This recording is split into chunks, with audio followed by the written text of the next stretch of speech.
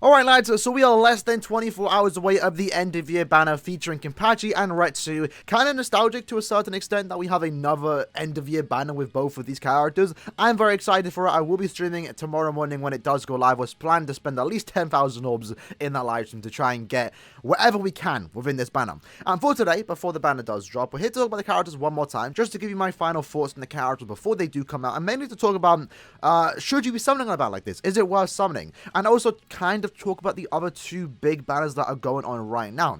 So for starters, I do believe out of the current 3 banners right now, this is probably the best banner in terms for your orbs, for the most part. Because they do feature all Can't for Yard characters, and for the most part, most of them here are very much usable. Maybe with the exception of Barragan, because he's just kind of outdated at this point. Everyone else I can definitely see myself using, unless you already own a better technique Link's character. Kenpachi otherwise is just kind of mid.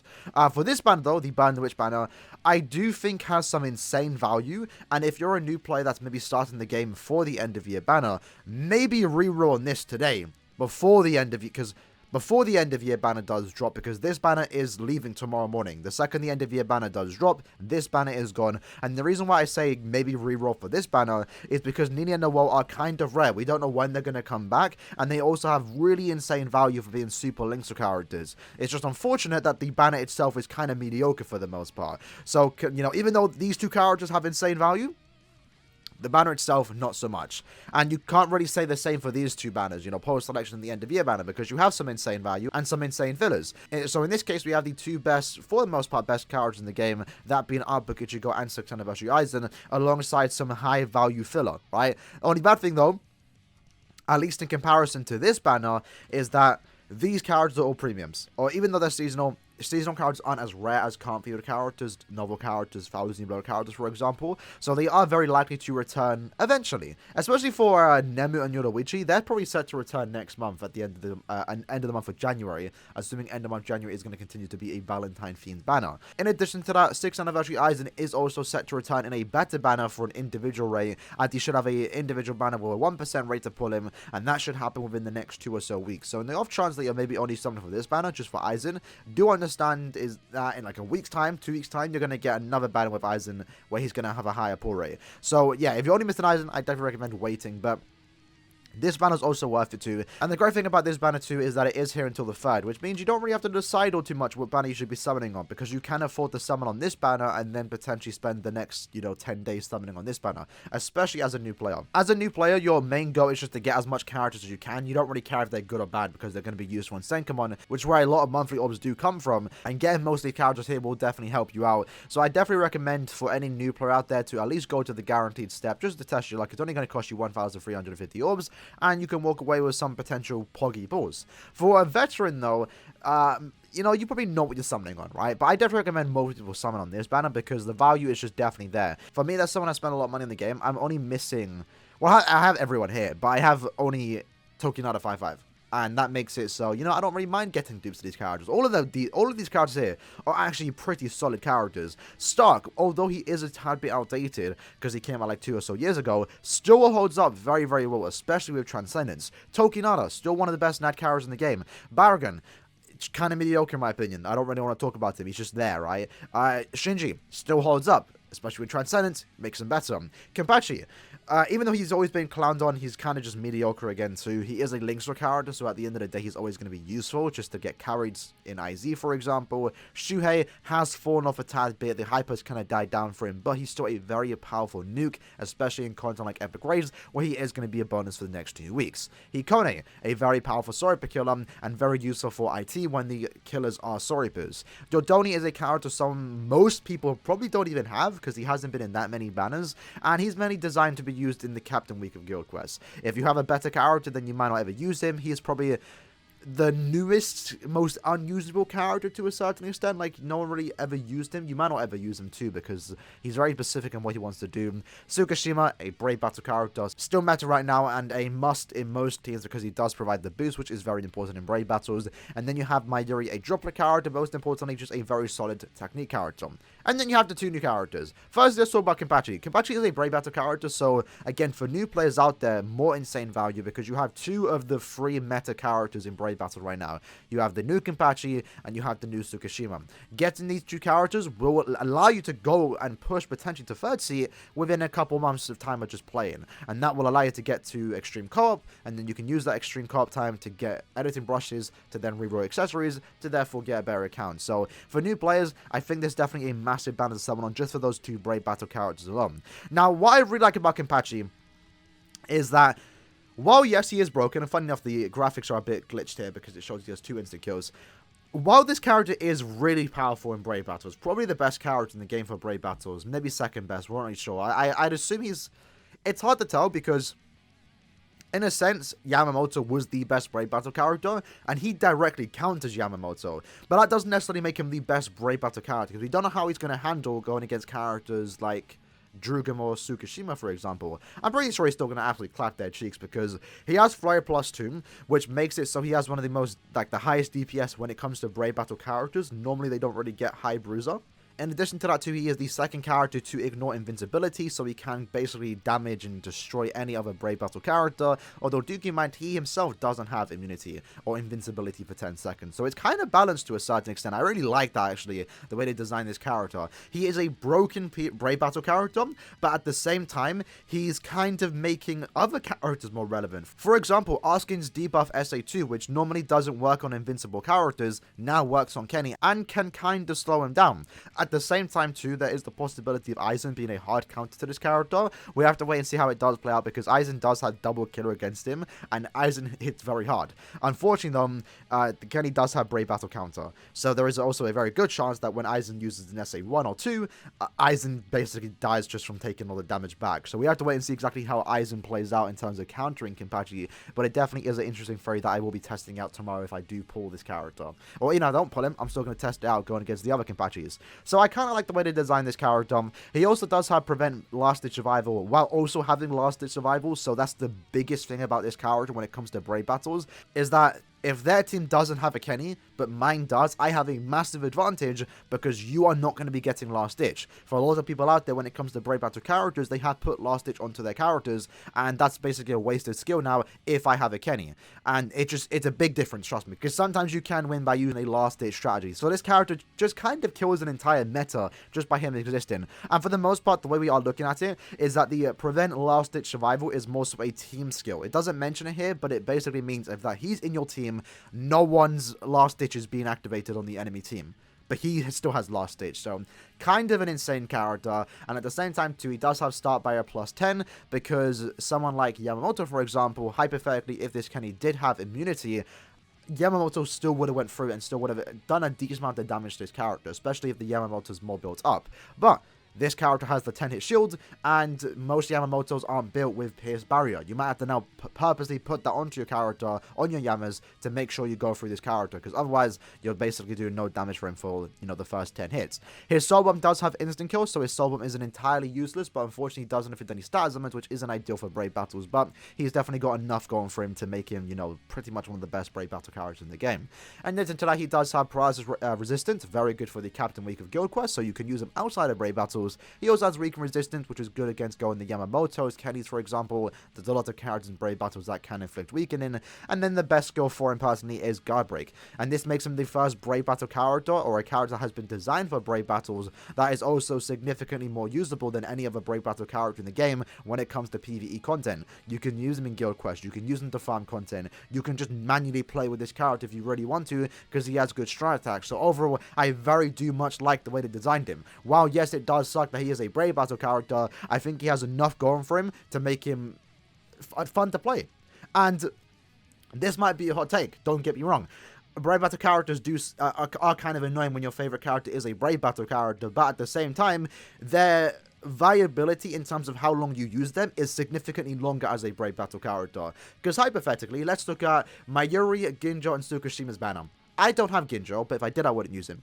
I have Mayuri, I don't use him, but I still use Tsukishima. If we look at the Drugum, Uryu, and Bazby banner, I still use Drugum, but I haven't touched Bazby or Uryu in the last, like, 9 or so months. So even though it sucks that characters can be designed for Brave Battles, in this case, Kenny, at the very least, he's actually very usable in PvE, his used is going to last longer, because even when this character does get counted, let's say in 6 months time for the 7th anniversary, he's not going to get just outside the meta. He's going to just become the third character, or the second man team, like just like Yama is right now. Yama was the main character for Brave Battles, now he's the second hand man with Kenny, and now with Tsukishima. So yeah, I like the way they designed him. I feel like he's broken, but in a sense also kind of balanced. We have to wait and see exactly how he's going to impact the meta, but he's definitely going to make an impact. So I'm excited for his character. As we did mention yesterday when we did do the voting for the nominees, I voted his character for best character design, because I absolutely adore the idea of him using Sampu Kenju. He looks very cool as an ad character, as a Brave Battle character. I'm surprisingly excited for him. Can't wait to get my hands on him tomorrow, hopefully. Now, next character, we have Retsu. Retsu is the more traditional PvE character. This is the character you're more so going to be using in just normal content, because she's a PvE character. She's an SP character, she has more usability. And there's a big debate now, is she better than Aaroniero? And while they are both tech characters, they do have different killers, so it's definitely good to have both of them. And they both excel in different ways. You know, Unohana has the team heal, the 40% team heal when she fully charges that SA3. She has the built-in recharge with the extra recharge at full stam. She has Frenzy +2, 20% Berserker, and 20% full stam, allowing her to basically become the hardest hitting character in the game. It's absolutely insane. Like, it really is. This character's damage output is going to be something that we've never really seen before. Like, I believe on Redler's damage list that he does calculate every time new characters come out, she hits significantly harder than someone like 6th anniversary Aizen, who was the hardest hitting character in the game. Because if we compare her to Aizen, for example, Aizen was insane for the fact that he has an SA2 that has a very good chance of inflicting status ailments. He has weakening, drain, so that means he can heal back to full HP, so he can take advantage of that 20% full stam that he does have, on top of having Frenzy +2. This character basically has the same thing. 20% Berserker, so she's always going to have that extra bit of damage. Frenzy +2, so she's going to be hitting very hard. And then if you're at full stamina, you're going to have that extra 20% full stamina. She's going to have a very easy time at staying at full stamina, because she has drain on all of her attacks but her SA3. Her SA2 has a very good chance to inflict a status ailment if you group up a bunch of mobs. And then her SA3 has a 20% team heal and a 40% team heal on her when you charge it up. And then her sword bomb also does healer too. So this character is absolutely insane. Her strong attacks are very good too. SA1 is a massive beam in front of her. SA2 is a kind of vacuum vortex. It's very similar to Noelle if you have a poor term. Not the most ideal strong attack, but you know what? It gets boring occasionally when every character has the same kit. And this is a kit that we haven't really seen before to a certain extent, so I kind of like the way they have designed her. And then her SA3 is the first strong attack in the game to have a team heal on her SA3. And you know what? I kind of prefer that, because when it comes to the SA1 and 2, those are the ones you spam more often. And in a case like this character where you kind of want to inflict status ailments, her having the team heal on her SA2 would have kind of made her worse than what she currently is right now. So I kind of think they did the best thing by making the heal be the SA3. Although do keep in mind that because of that, the attack for her SA3 it now has a slower cooldown time. It has 30 seconds instead of, I believe, let me quickly check, 24? Yeah, so normally it would have a 24-second cooldown. So essentially now her strong attack recharge is 6 seconds slower. But with full recharge, it's now basically an extra 3 seconds. And then you also have to charge it up. It's not that big of a deal because she still hits significantly hard on the SA3. And I think it's worth it. She also does have the built-in recharge, as you can see here. She has medic, so she does become a team heal. She has sprinter +1. And then she has at full stam, she reduces the strong attack cooldown. Now keep in mind, for you to get this effect in, you have to be at full stamina before using that strong attack. If you use a strong attack before being at full stam, it wouldn't take into account that extra 6% recharge. So make sure, if you are going to use your SA1 or 2 to be at full stamina, right? You want to make sure you take a full advantage of being at full stamina, which you can easily do, so you can get that extra bit of recharge. And that extra bit of recharge does kind of make up for the fact that SA3 does charge just a tad bit slower compared to other characters. And at the very least too, her SA1 and 2 are perfect. They're very good strong attacks, and they now recharge faster than any other character in the game, even if it's just by a little amount. So yeah, very powerful character. She also has weakened defense and Marauder. She's going to be a very hard nuke. Not as high as, Noelle, for example, but, with double weakened defense, with another 20% full stam. Oh my god, this character is insane. Like, this character is really, really powerful. She is a holo killer too, which is something that the technique killer was kind of lacking in. They did have Nemu, but I think they did deserve something like this. So, Retsu, very powerful technique character. Kenpachi, very powerful Brave Battle character, and also at the same time being a very solid PvE character. So, yeah, I very much adore these two characters, and I like the way they designed them. And the banner too, even though it does kind of annoy me that I'm kind of sick and tired of card field fillers, these are a good set of characters. So all steps is only going to cost you 1,350 orbs. That is your one and only guarantee at step 6. After that you have to repeat step 7 with an 8% pull rate, and let's see what we do get. So in this case we did 7 steps and we got 7 5 stars, and while they aren't any banner characters, which kind of does suck, this ain't a bad amount of pulls. Like, I could definitely take some of these dupes. Let's do a couple more. Now, this isn't, like, the best summon rate because we're completing 1 to 7 again and again, which isn't ideal because you're not going to do that. You're going to be repeating at step 7 for the most part. So let me actually quickly redo that to give you an example because BBS Sim doesn't really update it. So Shinji on step 1, step 2 was a shaft, step 3 was a shaft. That kind of happened, the rates are kind of low. They do get high as you go on. Step 4 was a shaft, step 5 was Shuhei. That's not bad. This is our guaranteed step. We got Tsukishima. Okay. And then you just keep repeating this step, right? So let's say, for example, I'm going to be spending potentially up to 10,000 orbs. And keep in mind, there is an extra 2% pull rate in this banner, where you can get an unfeatured character, which I believe covers most of the premium characters in the game, and maybe seasonals. Don't quote me on that, though. Keep in mind, though, is that it is an extra 2%. It doesn't eat into the 6% chance to pull a character, a featured character. So if you get a non-featured character, it essentially means that would have been a 4-star had that extra 2% pull rate not been there. So now we're 5,000 obs in, and we have pulled one copy of Unohana and Kenpachi, and it's nice we have pulled both of them, but you kind of want to go for dupes, right? Especially for someone like me that is kind of wailing for dupes. In this case, we are getting very unfortunate with our pulls, and they all have the same pull rate, 0.5, right? So we're actually getting really unfortunate that we're putting these characters, or the other characters, over someone like Retsu and Kenpachi.